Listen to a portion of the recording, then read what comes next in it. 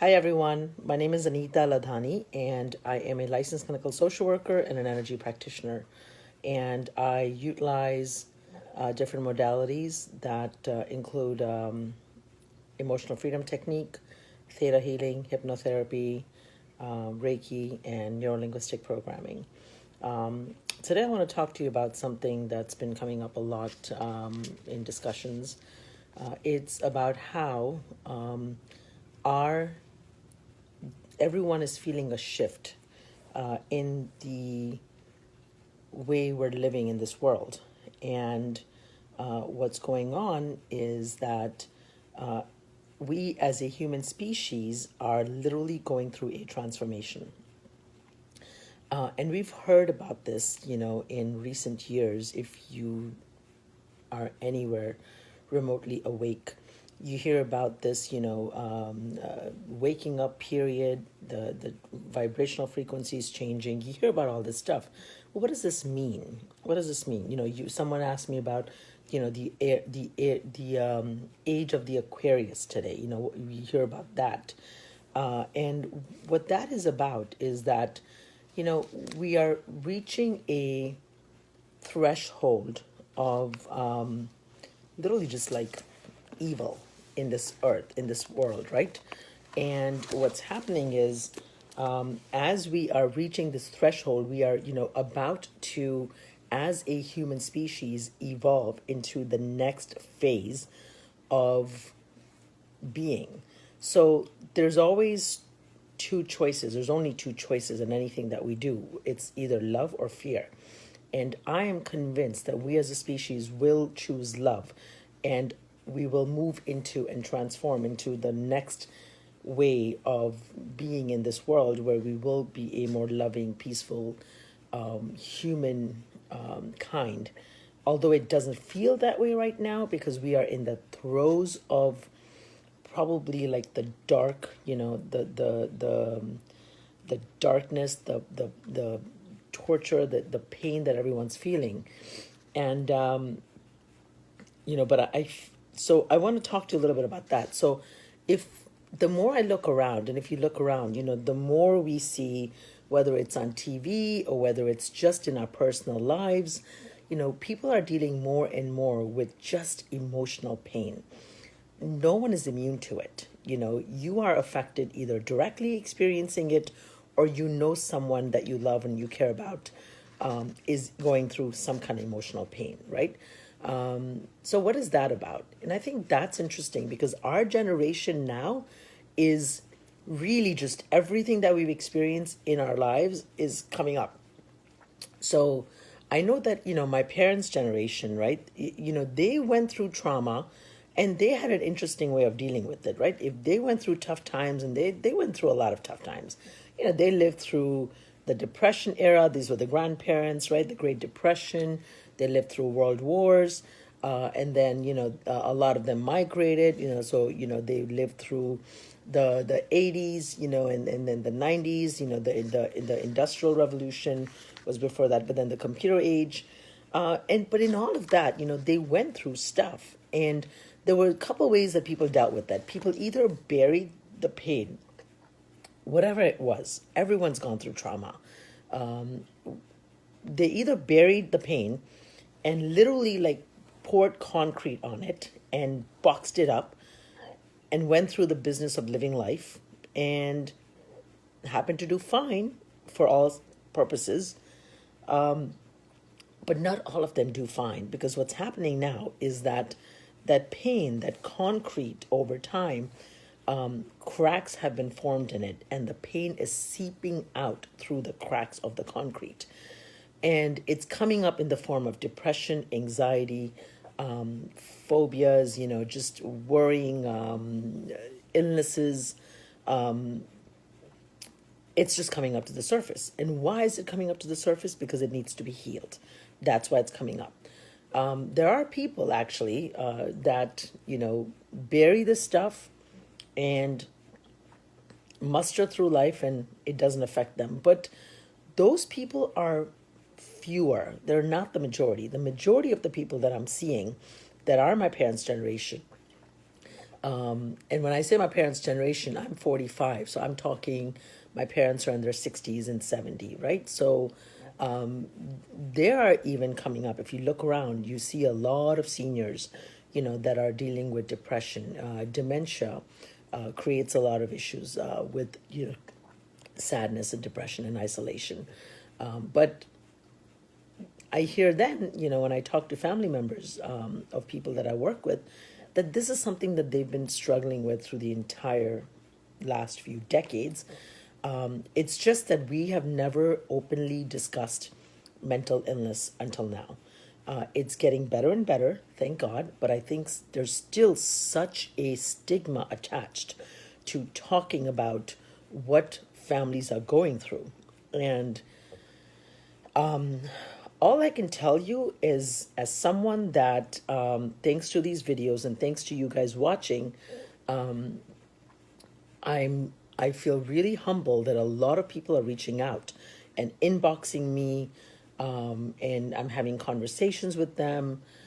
People that I know are reaching out. People that I don't know are reaching out, literally from around the world.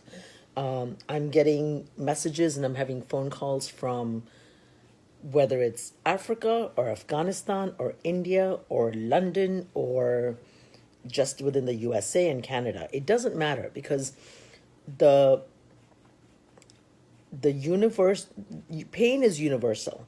It doesn't matter which part of the world you live in. Everyone has something that they've gone through, and now it's coming up, right? That concrete block that we had somehow, poured on our pain has cracks in it, and it's showing up now. So how do you deal with it? So now I've talked about, mental health, and I've done several talks on that. So please, I kindly urge you to go listen to some of those talks. They're all on the YouTube channel, by the way. I know Facebook kind of makes videos disappear. They're in the album, although I know some of them have disappeared. But they're on my YouTube channel. Everything I try to download and post on there. But I want to talk about, this whole idea of us as a humankind going through this transformational period right now that we're going through, and how do we deal with this, right? So what we're seeing is a lot of people are checking out, and when I mean checking out is they're dying, right? Whether it's natural deaths, or whether it's diseases, whether it's literally, like, I'm hearing about people getting diagnosed with something, and within a few weeks or within a few months they're passing away and crossing over. Whether it's suicide, unfortunately we're seeing a lot of that happening. People are checking out, right? They're just choosing to end and move over. Now, there's no judgment in that. It just is what it is. But the rest of us who are here, who are choosing to, live through this and go through this process, it's very painful. A lot of you are hurting in ways that it's heartbreaking, to say the least. I wish I could somehow wave a magic wand and take away the pain and suffering that you guys are going through. A lot of this pain and suffering is not in your control. Whether it's, you have family members who are suffering through mental illness and you're impacted by it, or whether you simply have, kids that are very ill, that you physically then have to take care of and really, really, be careful with, because their immune systems are down, or whatever the case might be. Whether it's, relationship issues within husbands and wives, whether it's, conflicts within generations. I mean, whatever it is, there's a lot of pain. And it's universal. And trust me when I tell you, you might feel like you're the only one going through the self-esteem issues. You might feel like you're the only one who's buried their sexual abuse deep, deep down. You might feel like you're the only one who's pretending to put a good front up that, everything's perfect, when inside it's not. Trust me when I tell you, you're not the only one. As someone who's been blessed to witness and hold space for a lot of people, especially more so recently, thanks to these videos, I am here to tell you that you're not alone. This is more common than I'd like to believe. But there's hope. There's hope. So here's what we can do. How do we deal with this, right? So I posted a video recently. It was a TED talk, but I'll share it again.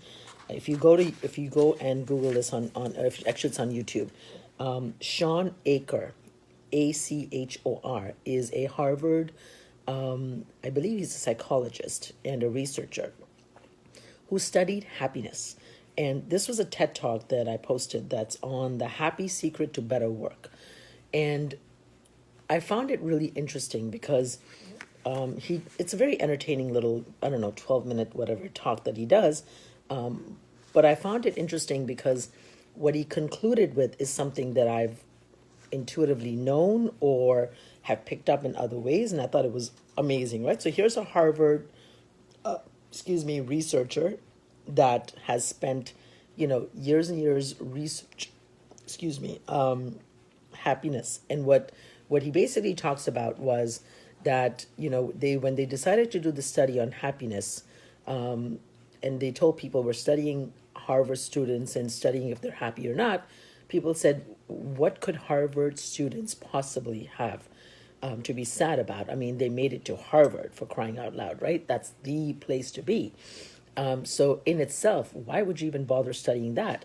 And what they found in their research was that Harvard students were happy when they got the acceptance letter, but the minute they got to campus and they started class, they started stressing out, they started having anxiety, depression, a lot of issues.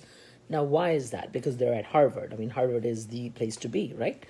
And the research showed that the reason is because what happens is every time we set a goal as that being, once we achieve this, then we will be happy, right? Once I've made it to Harvard, I will be happy. So they work all through high school to make it to Harvard. Once I graduate from Harvard, I will be happy. Once I get this job, I will be happy. Once I get, this apartment, I will be happy. Once I get this house, I will be happy. But then you keep moving the goal post, the end line.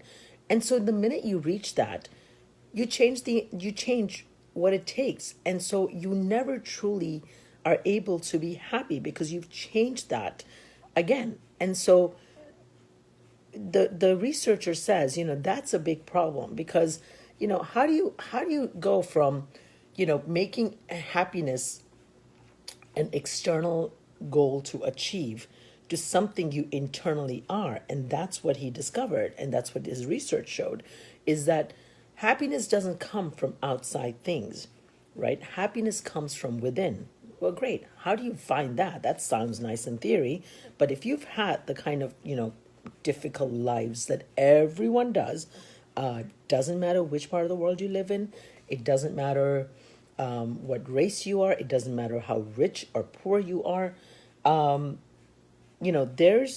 everyone's going through stuff, okay? So how do you then find happiness within yourself? And so then he says, well, there's several ways to find that state of happiness. And he suggests that the first thing you do is you start to write 3 things you're grateful for every single day. So he says, do this for 21 days, okay? And this is something that when I have my private practice clients, when I have people who come see me, this is one of those things that I strongly encourage and recommend people do. Now, whether they do it or not is up to them because obviously they're adults, and even kids. But if you do it, it's going to make your life better. It just does. And Harvard research shows that. So they say, keep a journal, keep a gratitude journal, and every day write in it 3 new things you're grateful for. I say 5 things you're grateful for every single day. Before you go to bed at night, write the date, write today I'm grateful for, and list 5 things. Now, why is that important? Because the reason it's important is because a couple things. Our thoughts are powerful. Whatever you focus on in our life expands. Simple as that. So if you focus on I am grateful for the positives in your life, then those positive things in your life will expand and magnify, and you will attract more of those in your life. Versus if you focus on the lack, right? I am, oh, I'm miserable because I'm sick, or because look at this, I don't have, the right job, or my, whatever, my relationship sucks, or I'm fat, or I'm whatever the case might be. When you focus on the negative things in your life and you just focus on that, well, somehow those become magnified. That's just how energy works. So when we know this, then just focus on the positive things. And it's not pretending, it's just science. So whatever you focus on, if you know that whatever you focus on expands, because our thoughts create and our thoughts are powerful, then when you start to recognize the positive things in your life, somehow energetically there's a shift within you, and you notice more and more things that you're grateful for, and in doing that, in recognizing that, you attract more and more positive things in your life. And research has shown that there cannot be conflicting emotions existing in your heart space. So for example, if you are upset, if you then you're not grateful. But if you consciously start being grateful, in the midst of being upset or being angry, say, you know what, Shukar Mola, thank you, God, I am alive. Thank you, God, for the roof over my head. Thank you, God, for the clothes on my back. Thank you that, yes, if you're upset at your mom because she nags at you, turn that around. It's called reframing in psychology. Turn it around and say, you know what, thank you that I have a mother who's alive who cares about me to nag at me, right? Thank you at the end of a worst day. Thank you that I can just call it a night and not have to deal with any of this. Because what happens is when you're truly, truly grateful, you cannot have gratitude and anger, frustration. Those negative emotions cannot exist in the same space, in your heart space. So for anger, envy, whatever to come in, gratitude has to leave. And so the easiest way, and I've said this before, the easiest way to change your vibrational frequency, which is your energy, which is your mood, which is how you present yourself and how you feel and move in the world, is to step into gratitude. Simple as that. So the second thing the researcher talked about is journaling. So just writing, journaling is very powerful. Great idea. Not everyone likes to write things down, but it's very cathartic to write out things in the same journal. So take a few minutes every night before you go to bed, do your gratitude journaling, list 5 things you're grateful for, and then you may continue writing in the journal and just sort of, share what your day was like. Maybe you just want to share about, whatever your day was like, happy or sad. Excuse me. I have done this practice of journaling for decades. And I find myself doing it more and more when I'm having, excuse me, there's something in my throat. When I'm having a rough day, because for me, then it becomes like an emotional dump. Like I will just dump everything that's in my heart, in my brain, my heart and my brain. I'll just dump it out. And once I dump it out, I somehow feel better just by simply putting it out on paper, and then I don't have to hold all that within me. The other thing that they said, the third thing they said was really powerful was exercise. Regular exercise is really helpful. Why? Because it releases endorphins, releases dopamine level, releases serotonin, which naturally makes you feel better. So exercise is important. The fourth one was meditation. Meditation was a very important one. And again, there was a recent, study after study. They've spent millions of dollars on this stuff. And it's amazing to me because, our ancestors back in India and the East already knew this stuff. So meditation it just helps to calm us down. It releases endorphins, but it just creates a general sense of peace and calm and focus that I can personally attest to now that I'm actually meditating regularly. And the last thing it talks about is doing random acts of kindness. Oh, but before I go, for me, prayer is very powerful, but meditation and prayer are not the same thing. But I think I would add prayer right with that category. So I think prayer is important. And then also the last thing was random. The fifth thing that the Harvard researcher came up with was random acts of kindness, doing for others, just random acts of kindness. And I think I want to talk a little bit about the concept of seva or voluntarism, altruism, right? What is that? So this ties into the random acts of kindness because, research has shown, another research, you can look this stuff up, is that altruism is when you do for someone else without expecting anything in return.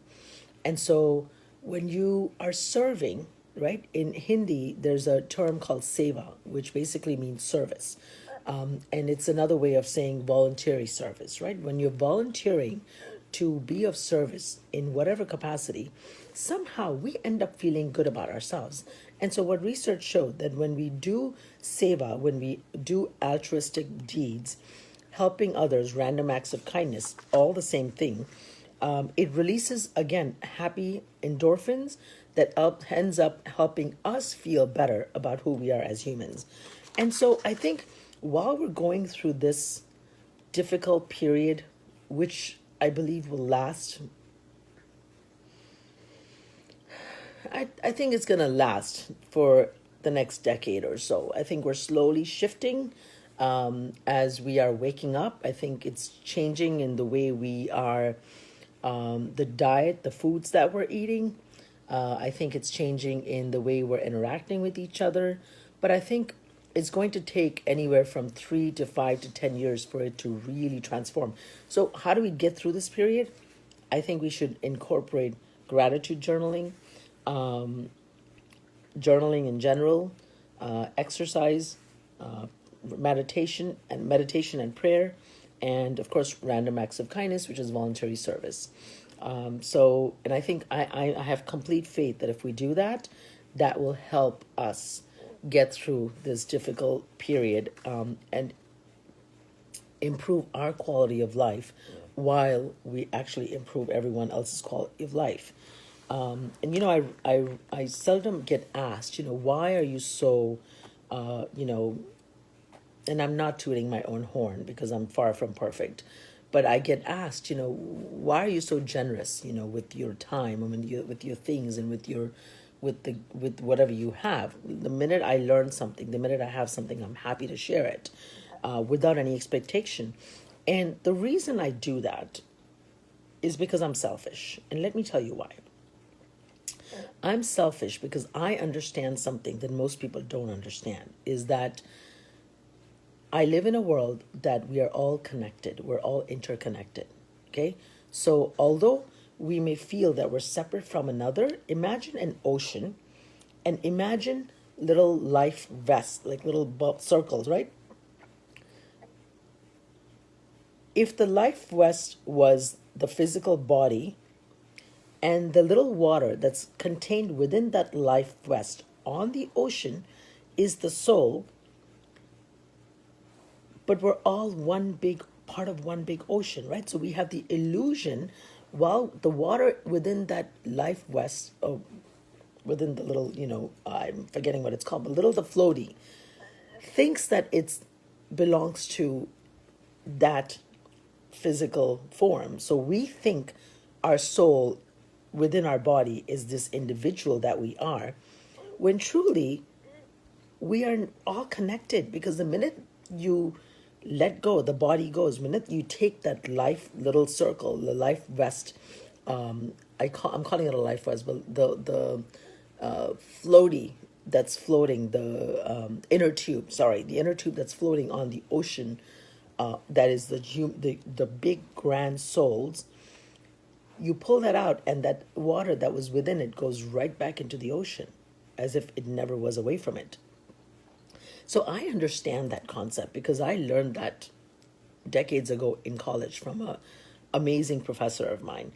And so I understand that in helping you, I'm helping me, because when you get happier and healthier, and when you raise your vibrational frequency, and when you resolve and let go of your fears, and you are happier and healthier and as a human being, then the vibrational frequency of you changes, which in turn impacts me, which in turn impacts everyone else. So therefore, it is really, it is in I'm being selfish when I'm helping people because I want the world, I want to feel better in the world that we live in. And so this is why I do what I do. And this is why I encourage and I urge people to, just give and help.